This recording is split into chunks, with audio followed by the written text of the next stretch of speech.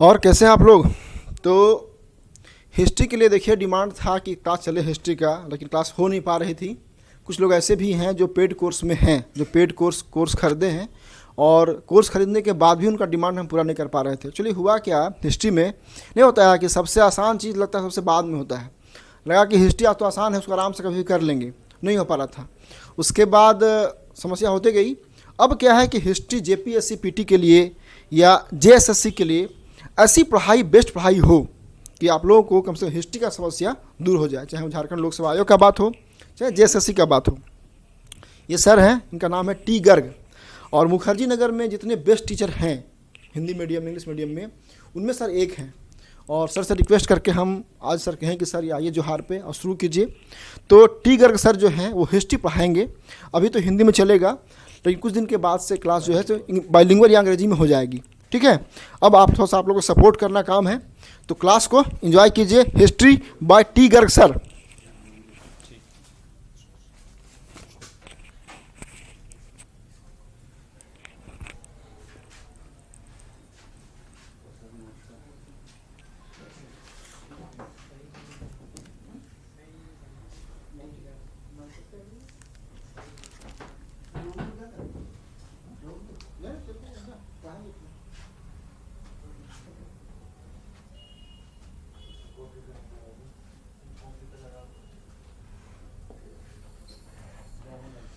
Hi friends, हम लोग जो जेपीएससी के लिए हिस्ट्री का कोर्स शुरू किए हैं, उसमें हम शुरू किए हैं मॉडर्न हिस्ट्री से। देखिए, हिस्ट्री एक ऐसा सब्जेक्ट है जो एक मेजर पार्ट है, जिसे कहते हैं ना कि खाना में ये दाल भात है। सो मेजर पार्ट जो खाना का होता है वही सब्जेक्ट का तैयारी का हिस्ट्री है। इसका क्वेश्चन देखिएगा तो नंबर ऑफ क्वेश्चन एक जीएस के पॉइंट ऑफ व्यू से सबसे ज़्यादा रहता है। और उसमें हिस्ट्री कहने के लिए कि चलो हिस्ट्री पढ़ लेंगे, बड़ी आसान है, लेकिन अगर पिछला जेपीएससी आप देखें तो उसमें देखेंगे कि हिस्ट्री बहुत टफ क्वेश्चन आया हुआ था और मॉडर्न का क्वेश्चन ज़्यादा रहता है। और इसको पढ़ना और पढ़ के हिस्ट्री को क्या करना, परीक्षा में कर लेना, बहुत अलग अलग बातें हैं। पढ़ लेना, किस्सा कहानी के तौर पर जान लेना, अकबर बाबर बीरबल का नाम सुन लेना, वो हिस्ट्री नहीं है।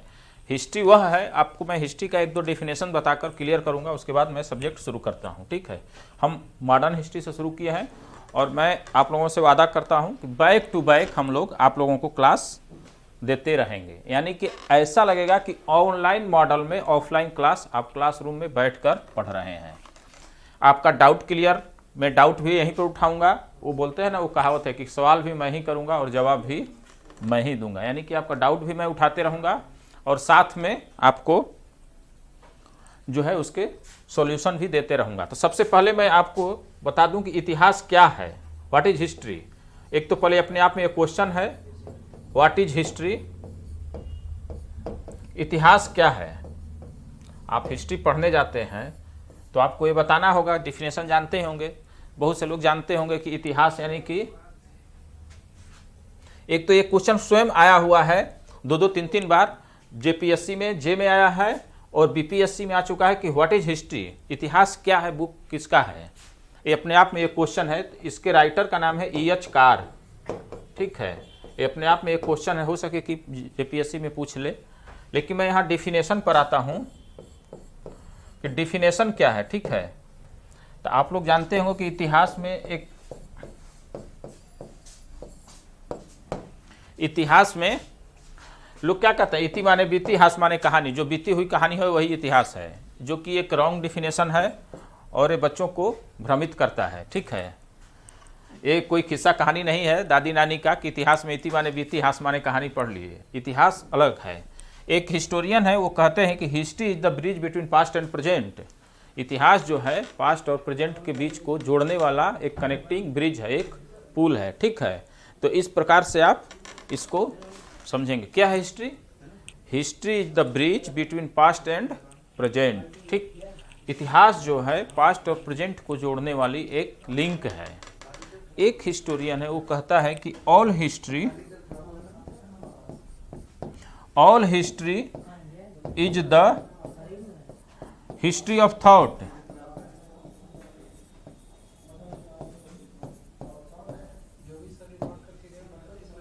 ठीक, तो क्या है, all history is the history of thought. संपूर्ण इतिहास एक विचारों का इतिहास है। क्या है कि all history is history of thought. संपूर्ण इतिहास विचारों का इतिहास है, जिसमें आप विचार करते हैं, एक कॉन्सेप्ट बनाते हैं, एक अवधारणा बनाते हैं, and what is the demand of the time, इसको आप समझते हैं, वो इतिहास है। ठीक है, मतलब कि जेपीएससी में क्या डिमांड है, जेपीएससी का सिलेबस क्या है, आप उसके पॉइंट ऑफ व्यू से इतिहास को समझने का प्रयास करिए। अब हम आते हैं, आपके इतिहास का एक जनरल इंट्रोडक्शन हुआ बाय टी गर्ग सर द्वारा। अब आप लोग आइए विषय वस्तु पर कि आपको हम क्या पढ़ाएंगे, कैसे पढ़ाएंगे और कहाँ से शुरू करते हैं। चूँकि ये मेरा क्या है, पहला क्लास है, तो आप लोगों को मैं कॉन्सेप्ट देते हुए अपने क्लास को रन कराऊंगा, ये मेरी जिम्मेवारी है।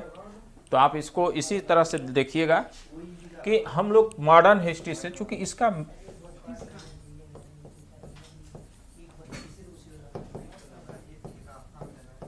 मॉडर्न हिस्ट्री से शुरू कर रहे हैं। रीज़न ये है कि मॉडर्न हिस्ट्री का जो पार्ट है वो महत्वपूर्ण पार्ट है। यहाँ से क्वेश्चन ज़्यादा रहते हैं और कहने के लिए आसान है, यहाँ से टफ भी है। तो हम मॉडर्न की शुरुआत करते हैं, ठीक है। और यूरोपियों के आगमन से शुरुआत करते हैं। किससे?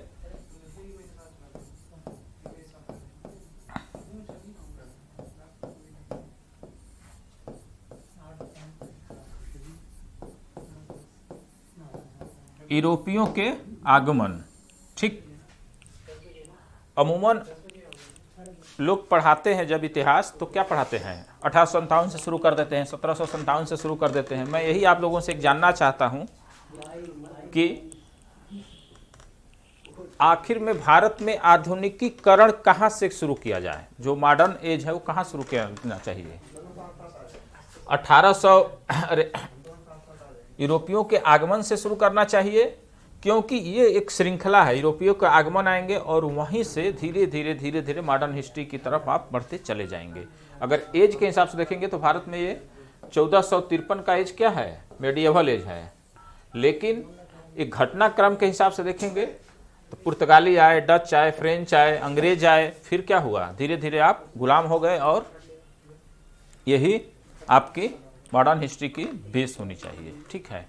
तो इस प्रकार से हम ये देखते हैं कि मॉडर्न हिस्ट्री का बेस क्या है, ठीक है, और इसमें हम शुरू करते हैं। ठीक, तो हम ये देखते हैं कि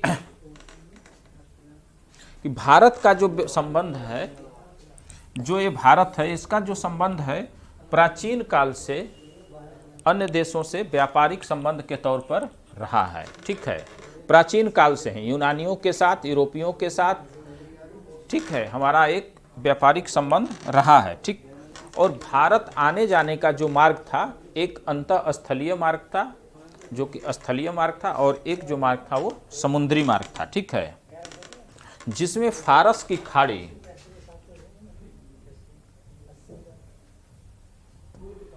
जिसमें फारस की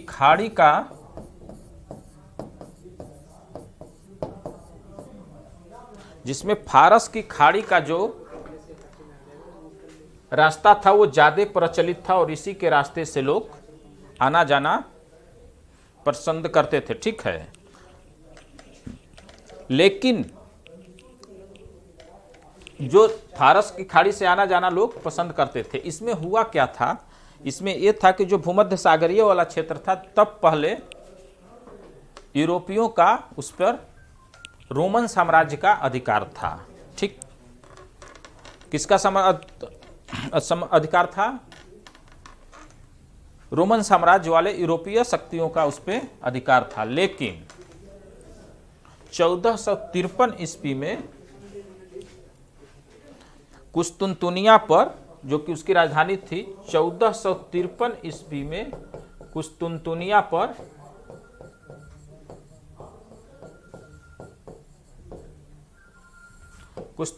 पर थोड़ा सा इसको लिंक कर रहा हूं, कैसे आए लोग, यूरोपीय लोग। तो कुस्तुनतुनिया पर 1453 ईस्वी में तुर्कों ने अधिकार कर लिया, और जो ये मार्ग था वो बीच में पड़ता था वेस्टर्न और ईस्टर्न, माने कि प्राच्य देश का पाश्चात्य देशों के जाने आने के बीच में।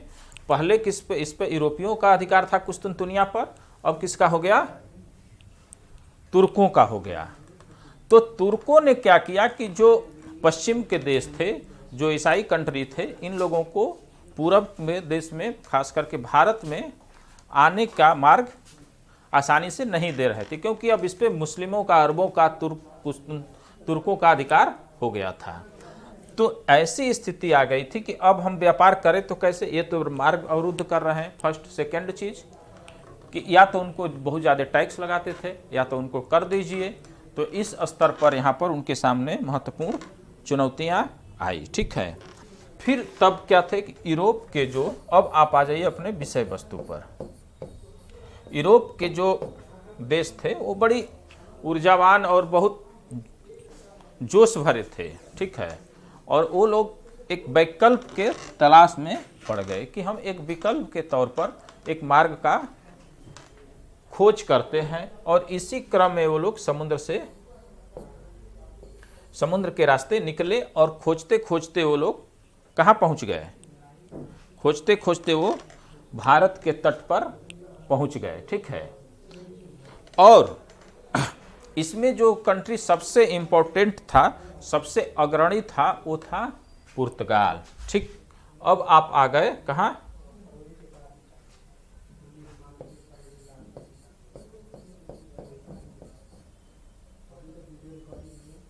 पुर्तगाल। ठीक है,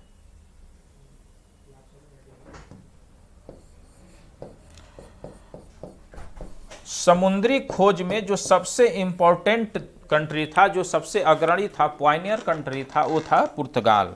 पुर्तगाल के शासक को, जो वहाँ के राजकुमार था, उसका नाम था Prince Henry the navigator. Prince Henry the navigator. ठीक है, इसके सतत प्रयोगों से भौगोलिक कार्य आसान हुआ और इसमें लोग बढ़ चढ़कर हिस्सा लेना प्रारंभ कर दिए। ठीक, और ठीक है, तो इस प्रकार से ये लोग क्या किए कि एक समुद्र के रास्ते से भारत में आए।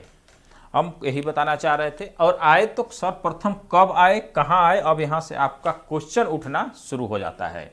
आप जाकर क्वेश्चन बैंक निकालिएगा और उसमें देखिएगा कि कितने क्वेश्चन आए हुए हैं। ठीक,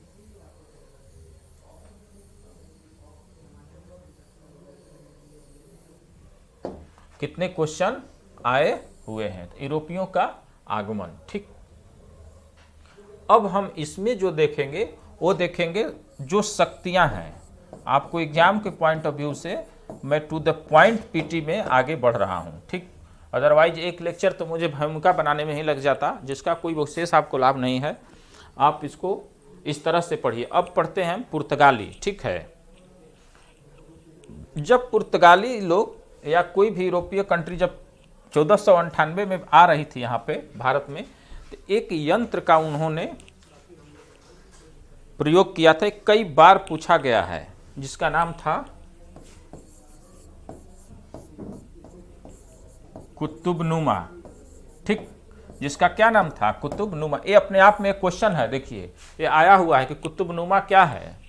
तो जो कुतुबनुमा है वो दिशा सूचक यंत्र है।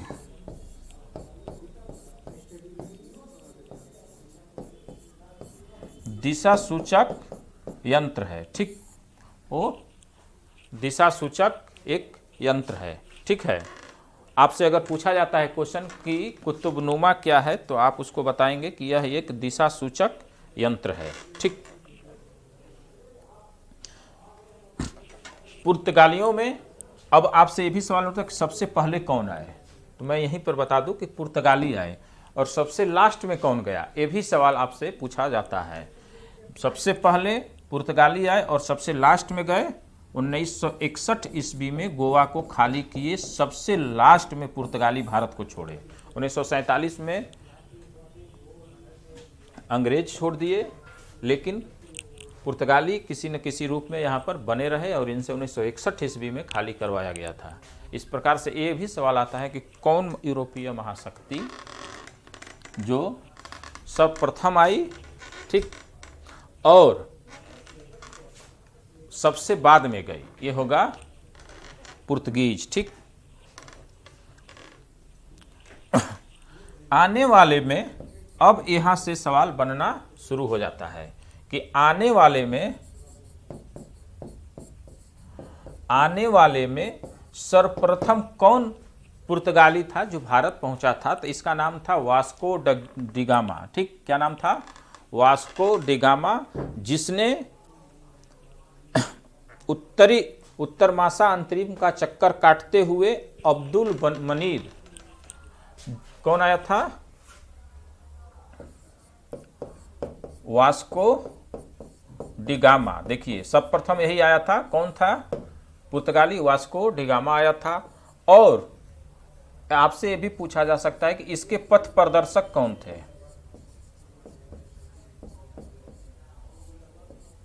इसके पथ प्रदर्शक कौन थे? तो इसका नाम था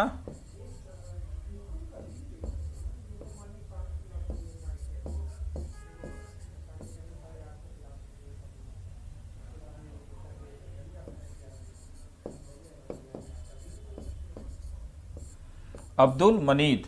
ठीक, इसका नाम था अब्दुल मनीद, जिसने इसके वास्को डी गामा के उत्तरी मासा में क्या किया था?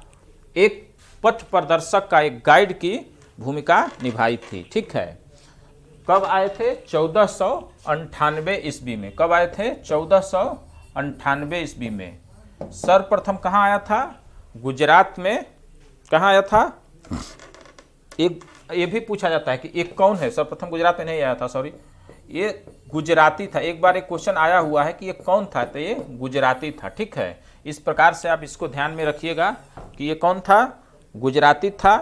और वो जो आया हुआ था वो केरल के तट पर आया हुआ था, जहाँ का हिंदू राजा था जिसका नाम था जमोरिन।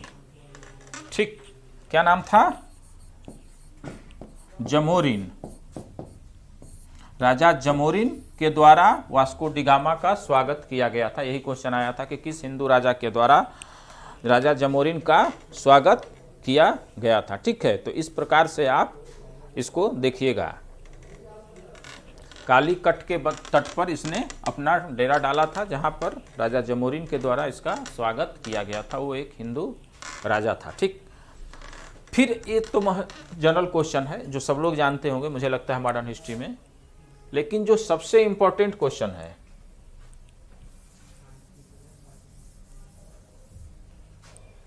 जो सबसे इंपॉर्टेंट क्वेश्चन है, जो टफ हो जाता है, आप इस पे विशेष तौर पर ध्यान दीजिए। एक क्वेश्चन होता है कि वास्को डी गामा पुनः यानी दोबारा कब भारत आया था। एक क्वेश्चन पूछता है कि वास्को डी गामा पुनः यानी कि दोबारा कब भारत आया था। ठीक है, तो 1502 ईस्वी में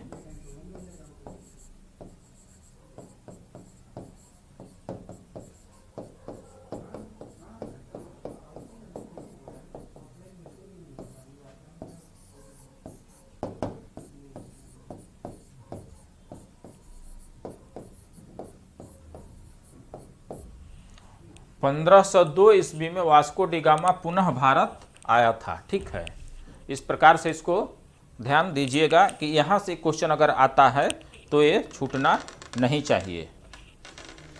फिर एक क्वेश्चन आता है कि पुर्तगालियों ने अपनी पहली फैक्ट्री कहाँ पर बनाई थी।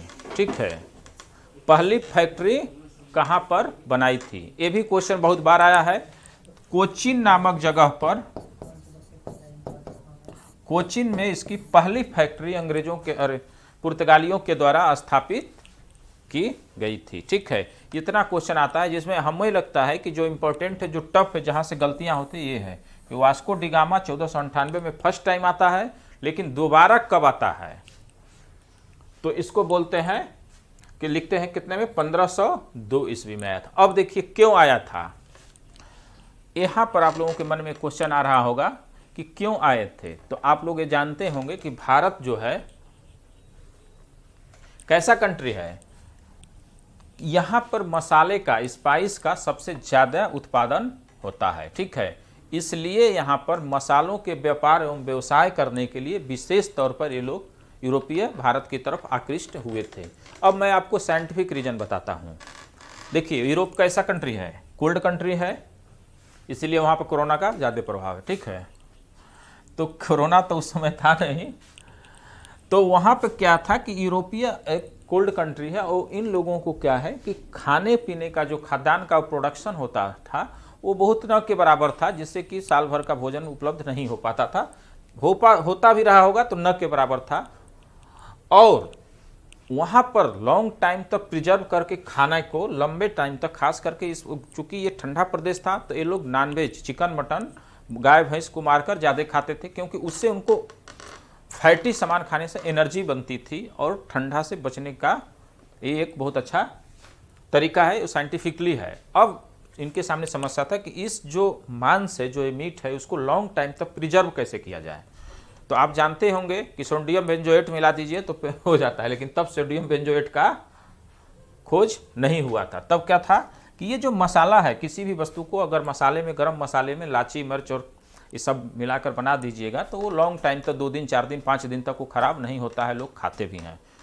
ठीक है, मसाले में छान कर फ्राई करके, आप जानते ही होंगे कि वो झारखंड, रांची के लोग और जो धनबाद के लोग हैं वो अच्छे से जानते होंगे कि बंगाली प्रभाव है, और वहाँ के लोग मछली को तल कर रख देते हैं फ्रिज में और 3-3 दिन तक खाते हैं। रीज़न, वो जो मसाला है, जो नमक है, वो क्या करता है, वो प्रिजर्व करता है, उसको बिगड़ने से बचाता है। यही रीज़न था कि भारत की तरफ ये लोग आकृष्ट हुए, और उसमें आने वाले में प्रथम जो शक्ति थी वो यूरोपियों में किसकी थी, पुर्तगालियों की। मैं फिर यहाँ पर आपको रिवीजन कर दूं कि सर्वप्रथम कौन आया, तो पुर्तगाली आसान है, लेकिन सबसे बाद में कौन गया तो भी पुर्तगाली ही होगा, क्योंकि 1961 में गोवा को खाली कराया गया था। तो इस क्वेश्चन बहुत टेक्निकल है, आप इसको जरूर ध्यान में रखिएगा, नहीं तो पता चला कि फ्रांसीसी मारकर चले आए और जेपीएससी में एक क्वेश्चन गलत हो गया।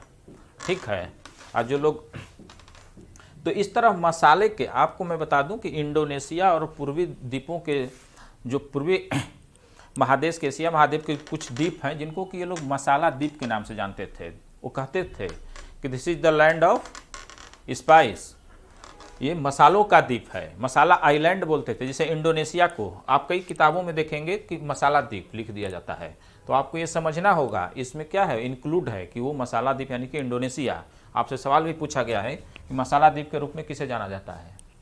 तो इस तरह से मसालों के लिए, और आपको मैं बता दूं कि ये दोबारा भाई साहब क्यों आए थे, ये इतने भारत के प्रति लिबरल नहीं थे, यहाँ के इंडियन कल्चर पे रिसर्च भी नहीं कर रहे थे।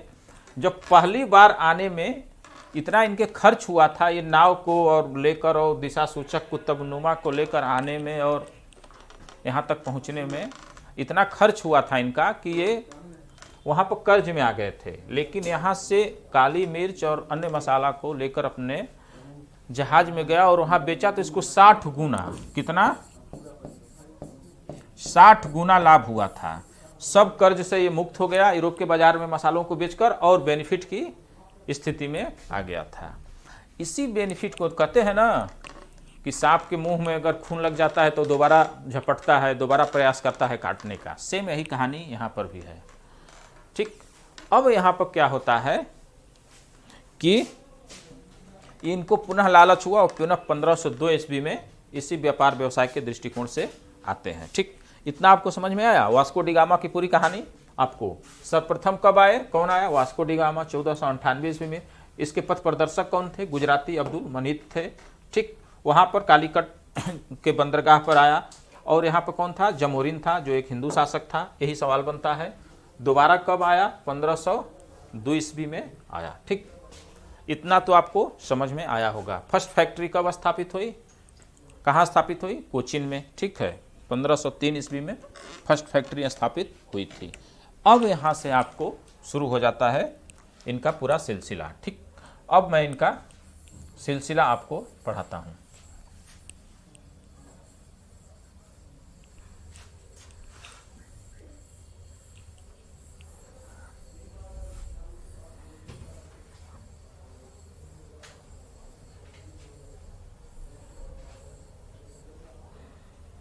ठीक, अब यहाँ से सिलसिला शुरू हो जाता है।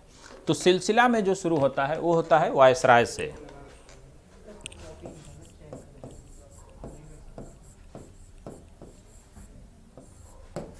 वायसराय, ठीक, कौन होते हैं, वायसराय से इसकी शुरुआत होती है, जिसमें आपसे पूछा जाता है कि प्रथम पुर्तगाली वायसराय का नाम बताइए, कौन था।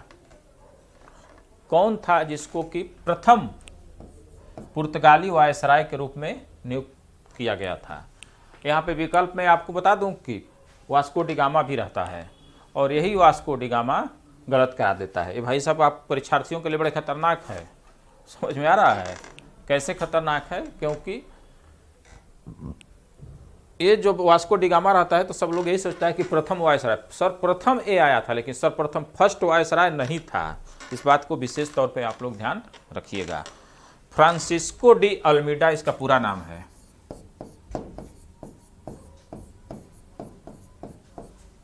Francisco de Almeida.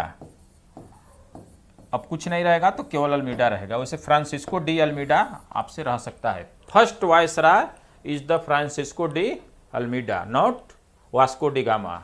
Vasco D gamma क्या था? पहली बार आया था उसका ठीक है, लेकिन पहला वायसराय पुर्तगालियों का ये नहीं है। पहला कौन है? अल्मीडा है। ठीक, यहाँ पे आप लोगों का गलती नहीं होना चाहिए। अगर कहीं वास्को डी गामा डाला तो बहुत से लोग कन्फ्यूजन में गलतियां कर जाते हैं। ठीक है, वास्को डी गामा के द्वारा कुछ पॉलिसी अपनाई गई थी, ठीक है, जिसको कि आपको ध्यान में विशेष तौर पर रखना होगा। ठीक, इसमें जो पॉलिसी अपनाई थी इसको नाम है ब्लू वाटर पॉलिसी। क्या बोलते हैं इसको? Blue water policy. शांत जल की, देखिए इसका हिंदी ट्रांसलेटर होता है शांत जल की नीति। क्या है?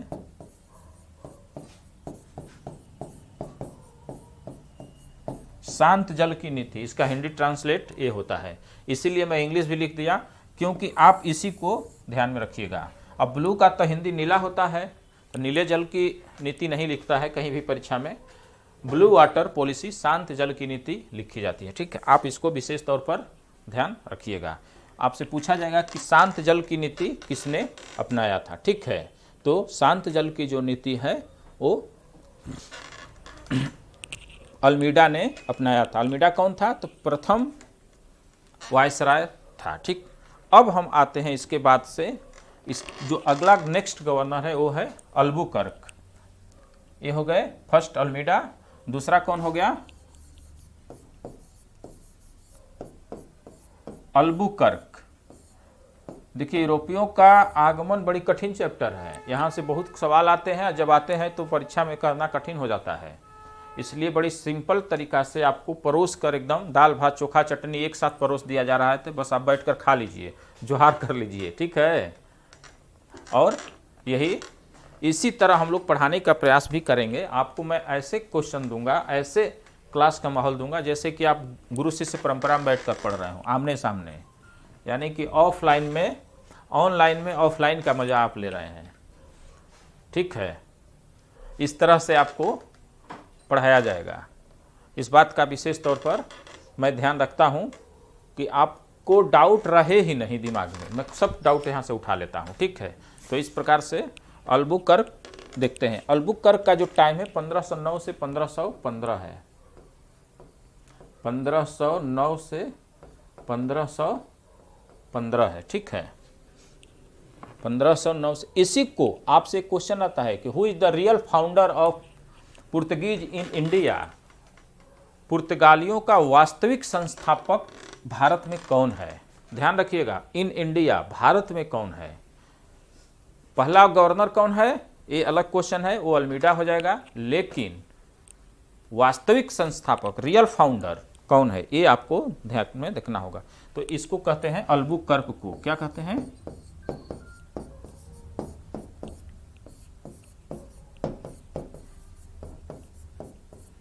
वास्तविक संस्थापक। ठीक, इस प्रकार से आप इसको विशेष तौर पर ध्यान में रखिएगा। ठीक है, 1510 ईस्वी में यही अल्बुकर्क ने बीजापुर के आदिल शाही सुल्तान, किसमें? 1510 ईस्वी में आदिल शाही सुल्तान को हराकर गोवा उनसे जीत लिया था। ये भी आपसे सवाल कितने बार पूछा गया है कि गोवा किसने जीता? किसने जीता गोवा? कौन कौन बताएगा? अल्बुकर्क ने। ठीक, गोवा किसने जीता? अल्बुकर्क ने। किससे जीता? आदिल शाही सुल्तान को हराकर। ठीक, और गोवा में लॉन्ग टाइम तक रहे भी हैं। ठीक है, इस प्रकार से आप देखते हैं तो ये गोवा को जीत लिए थे। ठीक, इसने एक पॉलिसी अपनाई थी। आपको मैं लॉन्ग टर्म डिप्लोमेसी बता रहा हूँ। भारत के एंशिएंट हिस्ट्री जब पढ़िएगा तो एंशिएंट हिस्ट्री में आपको कई डिप्लोमेसी दिखाई देगी। एक उसमें मैरिज डिप्लोमेसी है जो बिंबिसार ने शुरू किया था कि बड़े बड़े राजघरानों में शादी कर लो, अपनी बहन बेटी का कर दो या उनकी बहन बेटी से स्वयं कर लो। उससे क्या होगा कि वो हमारे समर्थक राज्य हो जाएगा, ठीक है। उधर से अटैक का कोई डर नहीं रहेगा और जब हम किसी पर अटैक करेंगे तो इनका एक सहयोग मिलता रहेगा, ठीक। ये अल्बुकर्क इस चीज को समझ गया इंडिया में और कहा कि आप यहां पर भारतीय नारी से, ये भी क्वेश्चन आया हुआ है, भारतीय नारी से ठीक शादी करिए। क्या करिए? शादी।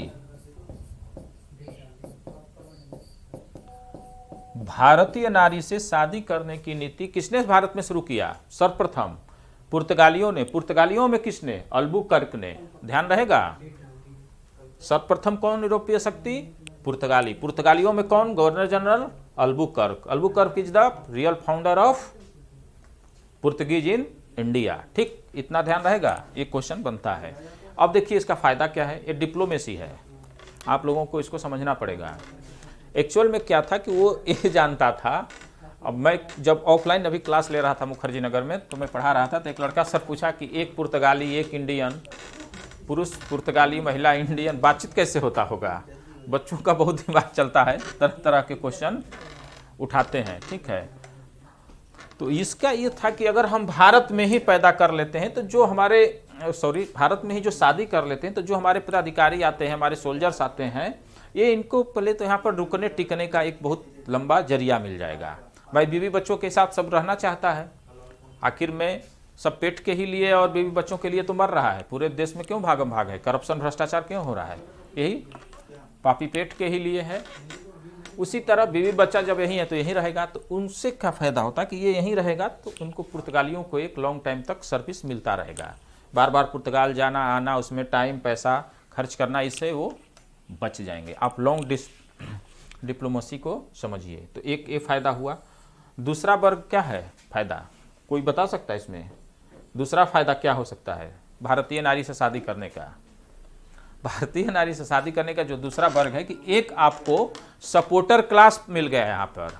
आप समझिए भाई, भारत में क्या है, दामाद का सबसे ज्यादा महत्व होता है। अगर घर में झारखंड में अगर हजारीबाग में आपके बहन के हस्बैंड आते हैं तो कितना होता है, अरे भाई दामाद आया है, पूरा फैमिली आगे पीछे लगी रहती है, इसको खिलाओ पिलाओ घुमाओ, इसके मनोरंजन के लिए लोग ले जाते हैं। तो उसी प्रकार से जब शादी कर ली जाए तो एक जो सपोर्टर वर्ग है वो उसको सपोर्ट करेगा, ठीक। और उसी सपोर्ट से हमें एक वर्ग पैदा हो जाएगा कि अगर हमें कहीं कुछ विद्रोह का, कहीं लड़ाई का माहौल बनता है तो ये वर्ग हमें लाभ पहुंचाएगा, हमें हेल्प करेगा। इस प्रकार से इसने इस पॉलिसी को अपनाया था, ठीक है। तो पुर्तगालियों में इसने क्या किया? भारतीय नारी से, यही सवाल आता है कि भारतीय नारी से शादी करने की डिप्लोमेसी कूटनीति किसने शुरू किया था? वो कौन होगा? अल्बुकर्क साहब होंगे, ठीक है। फिर अल्बुकर्क ने अपने क्षेत्र में, मैं बोल रहा हूं उसको ध्यान से सुनिएगा, अपने क्षेत्र में सती प्रथा का अंत किया था। Abolition of Sati custom in own area. Own area से मतलब क्या है? मतलब अपने क्षेत्र से मतलब यह है कि जो पुर्तगालियों के क्षेत्र में आते थे उतना दूर तक उसने सती प्रथा का एबोलिशन किया था, उसका समापन किया था, उसको अंत कर दिया था, ठीक है। और अल्बुकर्क के समय में समुद्री शक्ति के रूप में यूरोपीय में पुर्तगाली उभर कर सामने आते हैं। कहा जाता है कि इसने समुद्र में इतनी अपनी पकड़ बना ली थी कि अकबर को भी अगर जहाज लेकर जाना होता है तो इन सबों से क्या होता था, परमिशन लेना पड़ता था, मुगलों को उस दौर में, ठीक है। यूरोपियों को कहा जाता है, यूरोपियों में पुर्तगालियों को कहा जाता है समुद्र के स्वामी, ठीक है। किस क्या कहा जाता है? समुद्र के स्वामी, ठीक। इस प्रकार से इन लोगों ने एक अच्छा पकड़ बनाते हुए नौसेना के माध्यम से भारत में अपने विस्तार करने का प्रयास किया। इनके जो अगले गवर्नर आएंगे, नीना डी कुन्हा इनका नाम है, इनके बाद जो आएंगे वो हैं कुन्हा साहब। यहीं पर हम इनको समाप्त करेंगे। कौन आता है? नीना डी कुन्हा, ठीक। इसके बाद आपको ये देखना होगा कि एक आता इनको क्या कहा जाता था? सागर का स्वामी, क्योंकि ये लोग क्या किए थे? समुद्र पर अपनी पकड़ बनाए हुए थे। उन पे कहीं से न कोई लूट सकता था, न कोई इस समुद्र की लड़ाई में हरा सकता था। इस प्रकार से इन्होंने एक अच्छा प्रयास किया था। ठीक है, एक इन लोगों ने सिस्टम लाया था जिसका नाम था कार्टज आर्मेडा काफिला सिस्टम। क्या था नाम? कार्टज सिस्टम। यही कार्टज के माध्यम से ये लोग परमिशन लेते थे, मुगल या अन्य भी लोग, इनके परमिशन से ही समुद्र में आना जाना व्यापार करना होता था, जिसको क्या कहते हैं? कार्टज आर्मेडा सिस्टम। आप लोगों से अगर पूछा जाएगा तो आप लोग इसको बताइएगा, और ये गलत नहीं होना चाहिए। कार्टज आर्मेडा सिस्टम क्या है और किसने शुरू किया था? किसने शुरू किया था? पुर्तगालियों ने इसको शुरू किया था। ठीक है, इस प्रकार से आप इसको देखते हैं तो आपको सबसे महत्वपूर्ण चीज़ होता है कार्टज आर्मेडा सिस्टम। इसी कार्टज सिस्टम के तहत अकबर को, जहांगीर को क्या लेना पड़ता था? समुद्र में अगर यात्रा करना हो या व्यापार करना हो तो परमिशन लेना पड़ता था, जबकि उस समय का अल्टीमेट पावर अलमाइटी कौन था? मुगल थे। ठीक, तो इस प्रकार से आप इसको देखें। अब हम इनका देखते हैं कि इनका अचीवमेंट क्या है, योगदान क्या क्या है भारत में। तो पुर्तगीज का जो आज आप सुरती खाते हैं,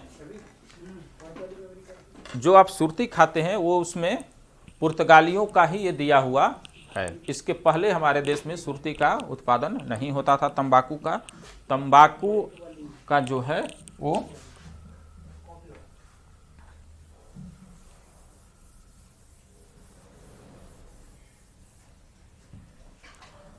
तो किसका ये इंट्रोडक्शन कराया इंडिया में? तंबाकू का। इसके पहले तंबाकू की खेती भारत में नहीं होती थी, ये पुर्तगालियों के द्वारा भारत में लाया गया है। आलू का, ये सब आपसे पूछा जाता है कि इसका उत्पादन कौन शुरू किया था? आलू का। ठीक है, मक्का का, जो आप मक्का भुट्टा खाते हैं, जिसको कि झारखंड में क्या बोलते हैं? बाल बोलते हैं, जो आप खाते हैं, वो कौन यहाँ पर खेती प्रारंभ किया था? ये पुर्तगाली थी। उसके अलावा यहाँ पर जो शुरू हुआ था printing press, most important, printing press. Printing press की शुरुआत भारत में किसने किया था? एक कई बार क्वेश्चन आया है। प्रिंटिंग प्रेस को क्या बोलते हैं?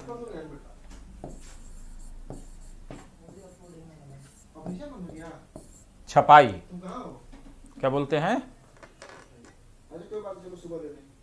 छपाई। ठीक है, तो छपाई के मशीन की शुरुआत किसने किया था?